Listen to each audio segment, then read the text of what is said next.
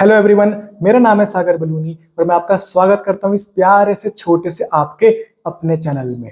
तो आज का लेक्चर, ये लेक्चर हमारा रहने वाला है, छोटा सा लेक्चर रहेगा, मोल कंसेप्ट का लेक्चर नंबर 8। तो इस लेक्चर में अपन देखेंगे एवरेज एटॉमिक मास निकालना, और जितने भी क्वेश्चंस, जिस भी वैरायटी के क्वेश्चंस इसमें से पूछे जा सकते हैं ना, वो सारे हम इस लेक्चर में कवर कर लेंगे। ये एक छोटा सा लेक्चर होगा, परंतु आपका कभी भी आज के बाद किसी भी एग्जाम में एवरेज एटॉमिक मास का कोई भी क्वेश्चन कभी भी आया ना, तो वो आपका कभी गलत नहीं हो सकता अगर आप ये छोटा सा लेक्चर अटेंड कर लेते हो। तो करते हैं लेक्चर को स्टार्ट।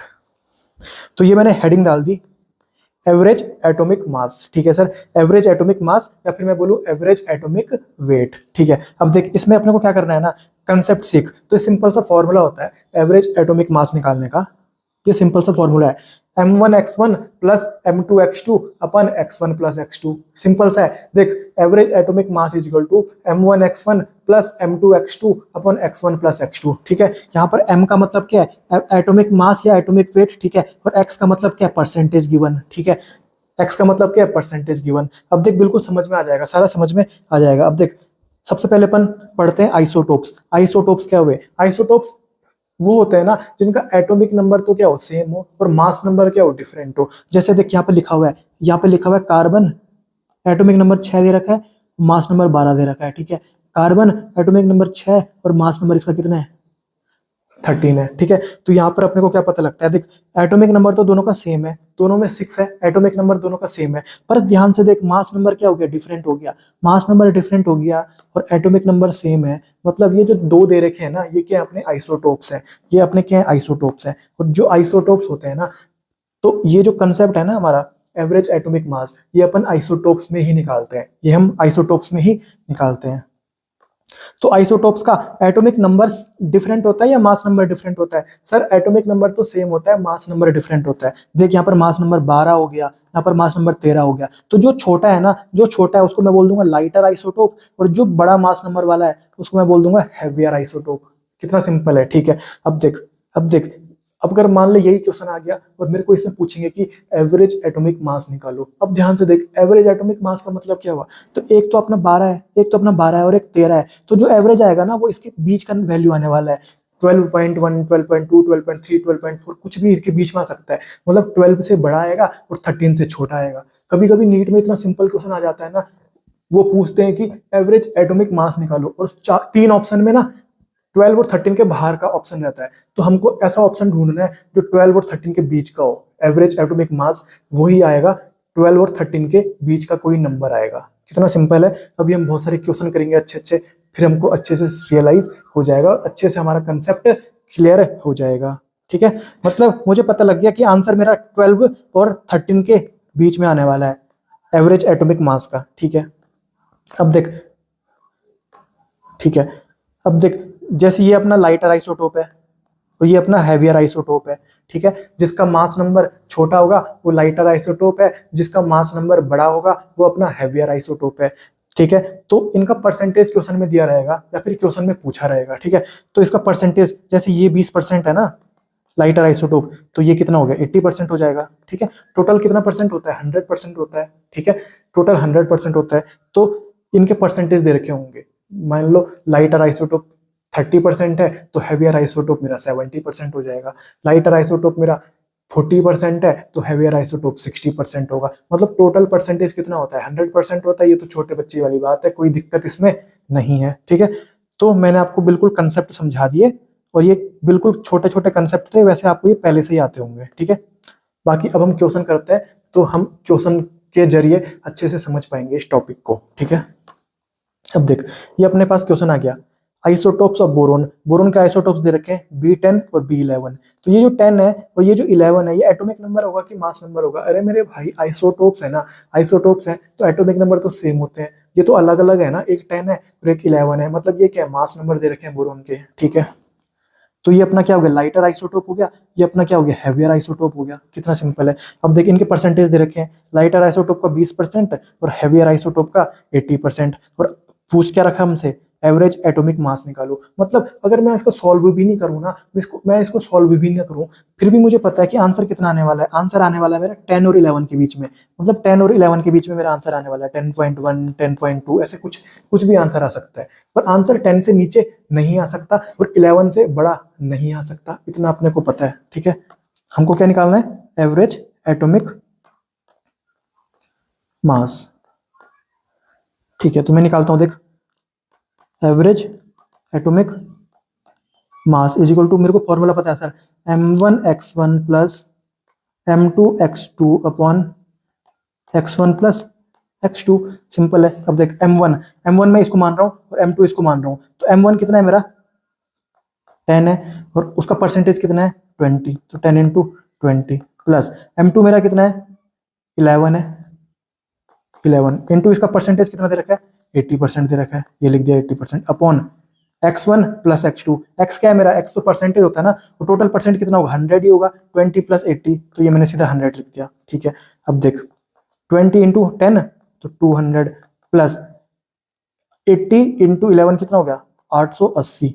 ठीक है, अपॉन 100। ठीक है, अपॉन 100। अब देख इनको प्लस कर, इनको प्लस कर, 880 प्लस 200 तो कितना हो गया 1100, नहीं 1080। ठीक है, अपॉन कितने 100 है, 100 से डिवाइड करेगा तो कितना आ जाएगा 10.8, 10.8। तो मेरे को ये तो पहले से ही पता था, आंसर मेरा 10 से बड़ा आएगा और 11 से छोटा आएगा। तो देख आंसर मेरा कितना आ गया 10.8 आ गया। ठीक है, तो अगर ऑप्शन मतलब 10 से छोटा हो और 11 से बड़ा हो तो वो तो अपना ऑप्शन नहीं हो सकता। तो मान लो कभी कभी ऐसा भी दे देते हैं कि सिर्फ एक ही ऑप्शन 10 और 11 के बीच में रहता है, फिर तो हमको सॉल्व भी नहीं करना, फिर तो हम डायरेक्ट उसको टिक मार सकते हैं। पर अगर 10 और 11 के बीच में ऑप्शन ज्यादा रहे, एक से ज्यादा ऑप्शन रहे, फिर तो हमको सॉल्व करना पड़ेगा। और सॉल्व करना मुश्किल बिल्कुल नहीं है और बिल्कुल आसान है। और मैंने आपको कंसेप्ट समझा दिया, इससे रिलेटेड कोई भी क्वेश्चन आएगा आप आराम से कर सकते हो। ठीक है, कोई दिक्कत इसमें नहीं हुई होगी। तो अगला क्वेश्चन देखते हैं अपन, अगला क्वेश्चन देखते हैं। अब देख, इफ एन एलिमेंट, कोई एक एलिमेंट है जिसका नाम क्या है कैपिटल एम है। ठीक है, उसके दो आइसोटोप हैं, उसके दो आइसोटोप हैं। ठीक है सर, एम एक का मास नंबर है क्या 50 और एक का मास नंबर है 52। मतलब ये क्या है अपने मास नंबर दे रखे हैं। तो ये जिसका छोटा होगा वो क्या होगा लाइटर आइसोटोप, जिसका मास नंबर बड़ा होगा वो हो गया अपना हैवियर आइसोटोप। ठीक है, आगे लिखा हुआ है the average mass of isotopic mixture is 51.7। इसमें ना पिछले वाले क्वेश्चन में तो अपने को क्या निकालना था, एवरेज एटॉमिक मास निकालना था। यहाँ पर इन्होंने एवरेज एटॉमिक मास हमको क्वेश्चन में ही दे दिया। मतलब एवरेज एटॉमिक मास मुझे क्वेश्चन में ही दे दिया, कितना दे दिया 51.7, 51.7। वो तो मुझे पता है कि 50 से बड़ा आएगा और 52 से छोटा आएगा, तो देख बीच में ही आ रहा है इनके। ठीक है, ठीक है सर, तो ये इन्होंने दे दिया। अब ये क्वेश्चन में क्या पूछ रहे हैं ना कि इनका परसेंटेज बताओ कि जो लाइटर आइसोटोप है वो कितना परसेंट है और जो हैवियर आइसोटोप है वो कितना परसेंट है। कितना सिंपल है यार, कुछ दिक्कत नहीं है।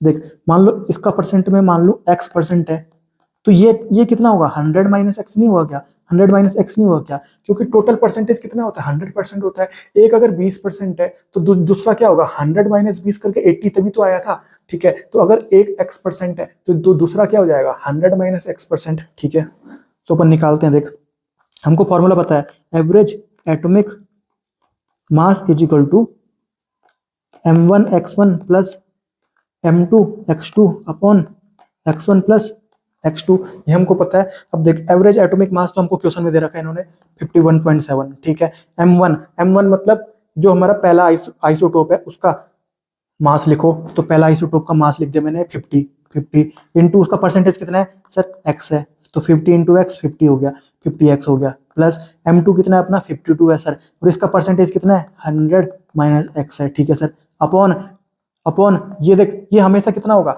x1 प्लस x2, मतलब दोनों परसेंटेज को प्लस करना है तो हमेशा कितना होगा भाई 100% ही तो होगा। चल यहाँ पे भी देख ले, एक x% है प्लस जो x2 है वो कितना है 100 माइनस एक्स है, देख प्लस x माइनस एक्स हट गया तो ये 100 ही आएगा। तो डायरेक्ट तुम क्या लिख लेना 100 लिख देना नीचे, क्योंकि परसेंटेज जितना भी होगा उसका सम कितना होगा 100% ही तो होगा, ये 100 हो गया। अब ये 100 इधर क्रॉस मल्टीप्लाई होगा तो ये कितना हो जाएगा, देख 5170 is equal to 50x plus, अब देख ये जो 52 है ना ये 100 के साथ भी मल्टीप्लाई होगा और ये x के साथ भी मल्टीप्लाई होगा, तो ये क्या हो गया 52 इंटू 100 के साथ 5200 माइनस अब 52x। ठीक है, अब देख ये क्या है 50x और ये क्या है -52x, तो माइनस वाला जीतेगा ना, माइनस वाला ज्यादा है तो माइनस कितने से जीत रहा है, -2x से जीत रहा है। ठीक है, अब ये क्या है +5200, अब ये इज इक्वल टू के इधर आएगा ना तो माइनस में चला जाएगा। ठीक है, तो माइनस में चला जाएगा तो इधर क्या हो जाएगा -5200 और प्लस वाला कौन है +5170। अब देख माइनस वाला ज्यादा है ना तो माइनस वाला जीतेगा, तो कितना आएगा 30 आएगा। देख 30 से ज्यादा है, वो 30 से ज्यादा है तो मैंने सीधा लिख दिया -30। कितना लिख दिया मैंने -30। अब देख माइनस और माइनस कट गया। ठीक है सर, अब x कितना आ गया, x हो गया 30/2, मतलब कितना आ गया 15%। 15% x मेरा कितना आ गया 15। ठीक है, अब x क्या था, तो देख जो लाइटर आइसोटोप था ना उसका परसेंटेज था x। ठीक है, तो लाइटर आइसोटोप कितना हुआ 15% आ गया, तो जो हैवियर आइसोटोप होगा वो कितना आ जाएगा 100 माइनस 15, मतलब वो कितना आ जाएगा 75% आ जाएगा। 75 नहीं सॉरी 85% आ जाएगा। 100 माइनस 15 कितना होता है 85 होता है। तो ये अपना यही निकालना था हमको कि लाइटर आइसोटोप का परसेंटेज निकालो और हैवियर आइसोटोप का परसेंटेज निकालो। कितना सिंपल है, कोई दिक्कत इसमें नहीं आ रही, बिल्कुल सिंपल है यार। ठीक है, अब देख अगला क्वेश्चन आ गया, atomic weight of chlorine. Chlorine का एटॉमिक वेट दे दिया इन्होंने। अब देख इन्होंने ये क्या दे दिया, क्लोरीन का एटॉमिक वेट दे दिया, मतलब ये क्या है पॉइंट में दे रखा है इन्होंने, ये अपना क्या है क्लोरीन का एटॉमिक वेट है और ये क्या है एवरेज एटॉमिक वेट है। क्योंकि देख एक इन्होंने 35 दे रखा है, एक 37 दे रखा है, इन दोनों के बीच का है ना ये क्या अपना एवरेज एटॉमिक वेट इन्होंने दे रखा है। ठीक है, फिर जो अपना लाइटर आइसोटोप है, क्लोरीन का जो लाइटर आइसोटोप है उसका एटॉमिक वेट 35 दे रखा है और क्लोरीन का जो हैवियर आइसोटोप है उसका एटॉमिक वेट कितना दे रखा है 37 दे रखा है। और ये पूछ रहे हैं कि जो हैवियर आइसोटोप है ना उसका परसेंटेज निकालो। पिछले वाले क्वेश्चन में तो क्या निकाला था, लाइटर आइसोटोप का भी परसेंटेज निकाला और हैवियर आइसोटोप का भी परसेंटेज निकाला। इसमें ना जो अपना हैवियर आइसोटोप है उसका परसेंटेज निकालना है, तो यहाँ पर मैं ना इसी का मैं मान लेता हूँ x%, जो हैवियर वाला है ना उसी को मैं x% मान रहा हूँ ताकि मुझे लास्ट में 100 से माइनस नहीं करना पड़े। तो जो ये लाइटर है इसका क्या हो जाएगा अब 100 माइनस x, समझ में आ गया। और हमको क्या निकालना है x निकालना है, क्योंकि जो हैवियर आइसोटोप है उसका परसेंटेज हमको निकालना है। ठीक है सर, तो फॉर्मूला वही है अपना, average atomic mass is equal to m1x1 plus m2x2 upon x1 plus x2। ये तो हमेशा कितना आने वाला है 100 ही आने वाला है, कोई दिक्कत नहीं है। एवरेज एटॉमिक मास क्वेश्चन में दे रखा है 35.5। ठीक है, is equal to m1 sir m1 कितना है 35। ठीक है, इंटू x1 कितना है m1 ये है और x1 कितना है ये है 100 माइनस x। ठीक है, प्लस m2 कितना दे रखा है 37 और x कितना दे रखा है x ही दे रखा है अपॉन नीचे कितना हो गया 100। अब 100 जब इसके साथ मल्टीप्लाई हो गया तो ये कितना हो जाएगा 3550 हो जाएगा। ठीक है, इजिकल टू 35 इसके साथ भी मल्टीप्लाई होगा, 35 इसके साथ भी मल्टीप्लाई होगा, तो ये हो जाएगा 3500 माइनस 35x प्लस 37x। ठीक है सर, अब देख जो ये 3500 है इसके आगे क्या प्लस है ना, अब जो ये इजिकल टू के इधर आएगा तो माइनस में चला जाएगा। ठीक है, तो मैं क्या कर दूंगा 3500 माइनस